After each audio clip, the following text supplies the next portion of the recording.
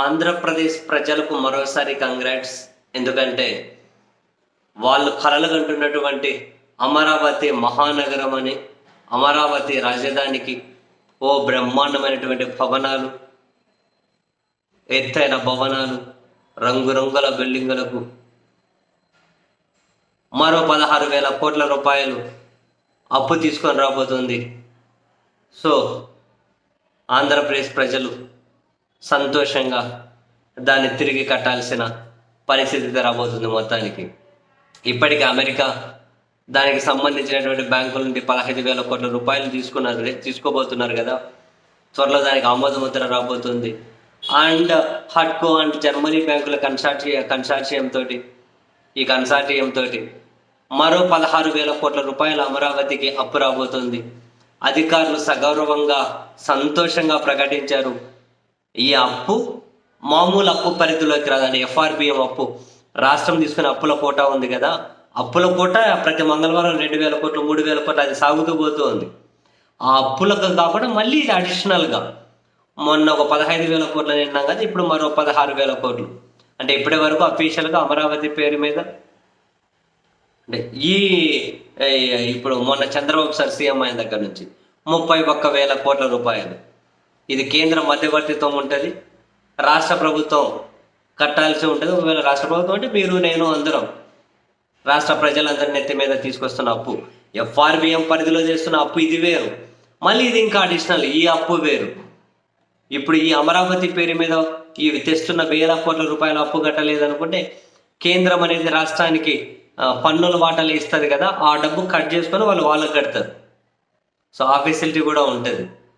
So Andhra Pradesh ప్రజలు ఆనందంతో మంచిగా కేరింతలు కొట్టాల్సినటువంటి వార్త.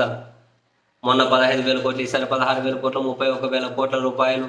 అమరావతి బ్రహ్మాండంగా అక్కడ భవనాలు నిర్మాణాలు జరగబోతూ ఉన్నాయి.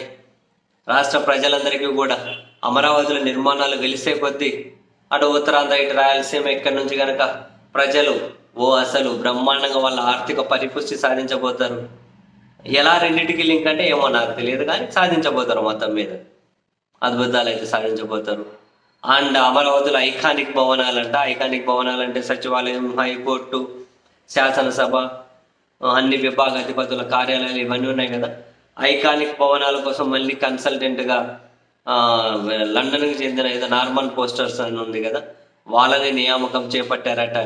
బ్రహ్మాండంగా బయట ఏమంటారు అందరూ కూడా సెలబ్రేట్ చేసుకోవడానికి ఆనందంతో ఈ వార్త షేర్ చేయాల్సి వచ్చింది. సో బ్రహ్మాండంగా మీరందరూ కూడా సంతోషిస్తారు అని చెప్పి ఆశిస్తూ మరింతగా ఇప్పుడు 31,000 కోట్లు ఉంటాయి. మొత్తం మీద వాళ్ళ టార్గెట్ 60,000 నుంచి 70,000 కోట్ల రూపాయలు మినిమం. 60,000 నుంచి 70,000 కోట్ల రూపాయలు. ఏమో ఆ వార్తలు ప్రసారం అవుతుంటే దాని కింద కొందరు పిచ్చోళ్ళు కామెంట్లు పెడుతూ ఉన్నారు. ఏమని, అదేంటి అది సెల్ఫ్ సస్టైన్డ్ ప్రాజెక్ట్ అన్నారు, ₹1 దాని మీద మనం పెట్టాల్సిన అవసరం లేదు, ₹1 అప్పు తేవాల్సిన అవసరం లేదు అన్నారు కదా అని కొందరు కామెంట్లు పెడుతున్నారు. వాళ్ళు పిచ్చోళ్ళు పాపం, అన్ని నిజాలని చెప్పి అనుకుంటూ ఉంటారు. ఏమక్కర్లే, ఇంతకుముందు అప్పు తెచ్చారు 14 నుంచి 19 వరకు దాని పేరు మీద. ఇప్పుడు మళ్ళీ ఈసారి అమెరికా కన్సార్టియం బ్యాంకులు, అటు జపాన్, జర్మనీ, ఇప్పుడు జర్మనీ కన్సార్టియం అంట, ఈ వీళ్ళ దగ్గర నుంచి తీసుకొని వస్తున్నారు. అంతకుముందు అమెరికా దగ్గర నుంచి తీసుకొని వస్తున్నారు. కేంద్రం మధ్యవర్తిత్వం రాష్ట్ర ప్రజలందరి మీద. చెప్పాను కదా, ఒకవేళ టైంకి కట్టకపోతే కేంద్రం రాష్ట్రానికి ఇచ్చిన పన్నుల వాటాలు కట్ చేసుకొని ఇస్తారు. సో మొత్తం మీద ఇంతకుముందు ప్రభుత్వం విపరీతంగా అప్పులు చేసింది అని చెప్పి విమర్శలు చేసిన వాళ్ళు మరి ఇప్పుడు ఇంత అప్పులు జరుగుతూ ఉంటే ఎందుకు మౌనంగా ఉన్నారు అని అంటే, అటువంటి ప్రశ్నలు మనం అడగకూడదు. సమాధానం చెప్పే వాళ్ళు ఎవరు లేరు, సమాధానాలతో ఎవరికి అవసరం లేదు కూడా.